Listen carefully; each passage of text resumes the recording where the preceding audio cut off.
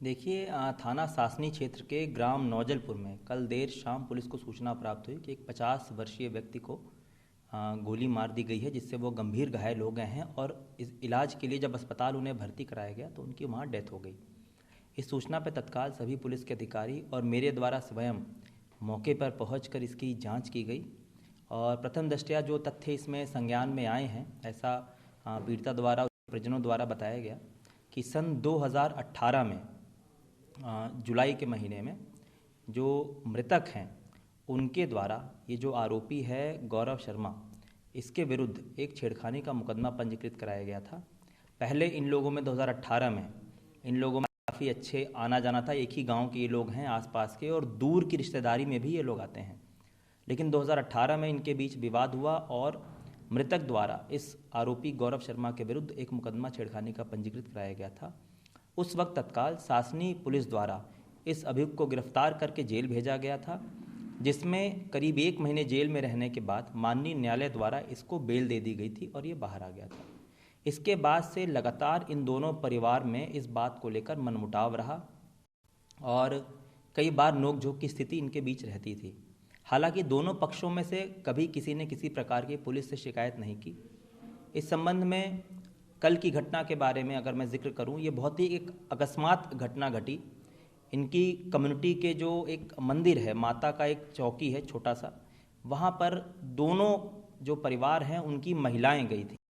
जो ये आरोपी है गौरव, इसकी वाइफ, इसकी मौसी और इसकी चाची जो वहीं गांव में रहती हैं, ये वहाँ गए थे और मृतक जो है उसकी उनकी दोनों बेटियां भी उस वक्त मौजूद थीं वहाँ। इन दोनों के बीच इन्हीं पुरानी बातों को लेकर वाद विवाद शुरू हुआ। कहा सुनी इतनी गई कि इन दोनों के द्वारा अपने अपने परिजनों को बुलाया गया। जो ये बेटियां थीं इन्होंने मृतक को मतलब अपने पिता को बुलाया और उसकी वाइफ ने गौरव को वहाँ बुला लिया। फिर उन दोनों के बीच में भी इस तरह की नोक झोंक हुई और हॉट टॉक हुई, जिसमें आवेश में आकर इस ये जो गौरव शर्मा है आरोपी, इसने गांव के ही रहने वाले अपने कुछ कज़न को, जो उनके मौसी के बेटे और उनका दोस्त ललित शर्मा, इन लोग को मौके पर बुला लिया और मृतक पर इन्होंने फायरिंग कर दी, जिसमें गोली लगने से मृतक गंभीर रूप से घायल हो गए थे, जिनकी अस्पताल में मृत्यु हो गई। इस घटना के बाद तत्काल पुलिस द्वारा जो परिजनों ने तहरीर दी, 4 लोगों को उनके द्वारा इसमें नामजद किया गया और उस पर तत्काल हत्या की संगीन धाराओं में इसमें मुकदमा पंजीकृत किया गया। हमारे द्वारा इसमें कई टीमों का गठन किया गया और रात भर दबिश और छापेमारी की कार्रवाई चली, न सिर्फ जनपद हाथरस में बल्कि आसपास के जो अन्य जनपद हैं जहां पर इनके छुपे होने की संभावना थी।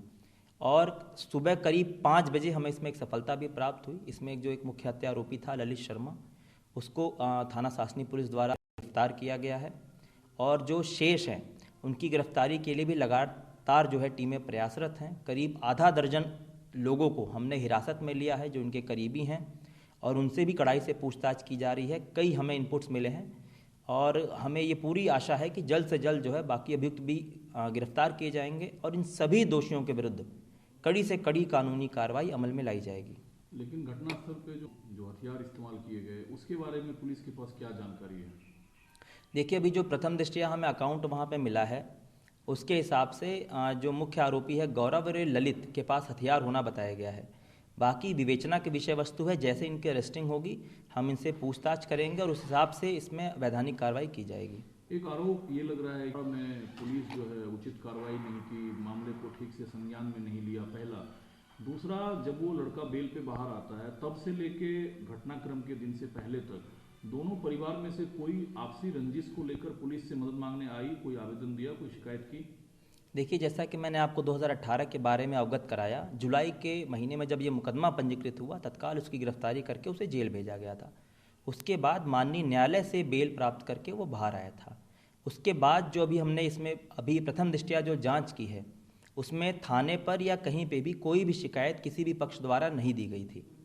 दोनों जो परिवार है, आरोपी पीड़ित परिवार, दोनों के बीच क्या आपसी कोई संबंध है, कोई तालमेल है? देखिए, कल घटना के बाद हम गांव में गए थे और मैंने स्वयं पीड़ित परिवार से बात की थी और हमारे सीनियर ऑफिसर जो आईजी रेंज अलीगढ़ हैं वो भी वहां मौके पर आए थे। उन्होंने भी परिजनों से बात की, पीड़ित पक्ष से बात की। उनके द्वारा भी ये बात बताई गई कि जो ये आरोपी पक्ष है ये इनके दूर के रिश्तेदारी में आते हैं और पहले इनका काफ़ी आना जाना था, बट 2018 के बाद से इनके बीच में जो है ये विवाद उत्पन्न हुआ। तो जो मुख्य आरोपी और आरोपी है के बारे में अब तक क्या ट्रैक रिकॉर्ड आप लोगों को पता चला, जिससे है इन लोगों का बिहेवियर कैसा था? क्या बाकी लोगों से कोई झगड़ा, लड़ाई या कोई हिंसक गतिविधि ऐसा कुछ पता चला? देखिए, अभी घटना हुए ज़्यादा टाइम नहीं हुआ है और हमारी टीमें भी प्रयासरत हैं कि पहले हमें गिरफ्तारी करें। हमारा फोकस जो है, जो शेष आरोपी इसमें बचे हैं उनकी गिरफ्तारी करना हमारा फोकस है। पहले हम गिरफ्तारी करके फिर विस्तृत उसमें जो है इन्वेस्टिगेशन की जाएगी और ठोस साक्ष्य संकलन की कार्रवाई की जाएगी ताकि हम इन्हें सजा करा पाएँ। दाह संस्कार को लेकर क्या है, कैसे हुई? क्या जो पीड़ित परिवार है वो सभी लोग उपस्थित रहे उसमें? देखिए, देर रात ही जो मृतक हैं उनका पोस्टमार्टम कर दिया गया था और सुबह जो है उनका पार्थिव शरीर घर पे आ गया था। इनके एक बड़े भाई हैं जो मुंबई में सेटल्ड हैं, तो वो फ्लाइट से सुबह लैंड किए हैं दिल्ली और करीब 1:30 बजे वो अपने गांव पहुंचे हैं और उन्होंने अपने भाई के अंतिम दर्शन किए हैं।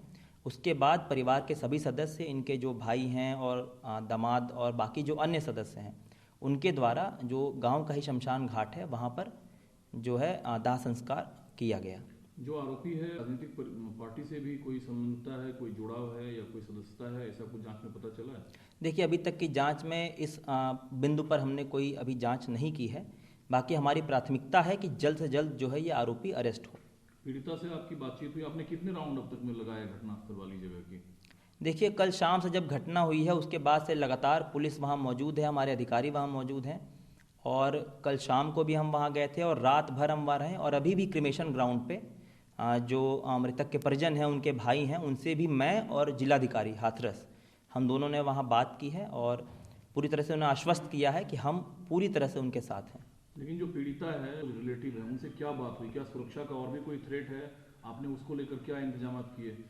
देखिए, पीड़ित परिवार की तरफ से सुरक्षा की कोई बात नहीं कही गई है, लेकिन बिल्कुल हम एहतियातन हमने वहाँ पे पर्याप्त मात्रा में जो है फोर्स डिप्लॉय कर रखी है और महिला SHO भी जो है महिला थाने की है वो भी वहाँ पे डिप्लॉयड है। जस्टिस को लेकर क्या डिमांड पीड़ित पक्ष कर रहा है? पीड़िता लड़की क्या कर रही है? देखिए, उनके द्वारा यही है कि शीघ्र से शीघ्र जो ही आरोपी गिरफ्तार हो और जो कड़ी कानूनी कार्रवाई है विधिक वो उनके विरुद्ध अमल में लाई जाए।